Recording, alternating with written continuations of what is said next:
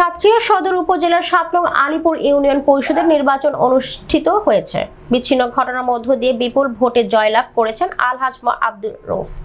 বিস্তারিত সাতক্ষীরা থেকে নিজস্ব প্রতিনিধি আব্দুল ওয়াহাবের পাঠানো ভিডিও চিত্রে। রোববার অনুষ্ঠিত হয়েছে আলীপুর ইউনিয়ন পরিষদ নির্বাচন। এই নির্বাচনে চেয়ারম্যান প্রার্থী ছিলেন ৩ জন। এদের মধ্যে শামসুজ্জামান আনারস প্রতীক, জিয়াউল ইসলাম মোটরসাইকেল ও আব্দুর রউফ ঘোড়া প্রতীক নিয়ে ভোট যুদ্ধে নেমেছিলেন। কিন্তু শনিবার রাতে ঘোড়ার সকল পোস্টার ছিঁড়ে ফেলা সহ আব্দুর রউফের কর্মী ও ভোটারদেরকে মারপিট করে মোটরসাইকেল প্রার্থীর লোকেরা। এতে ৪ জন আহত হয়। তাছাড়া ভোট কেন্দ্র থেকে ঘোড়ার এজেন্টদেরকে কেন্দ্র থেকে বের করে দেওয়া হয়। এক কথায় সন্ত্রাসী মহড়ায় ছিল ওই ইউনিয়নের ৯টি ওয়ার্ড।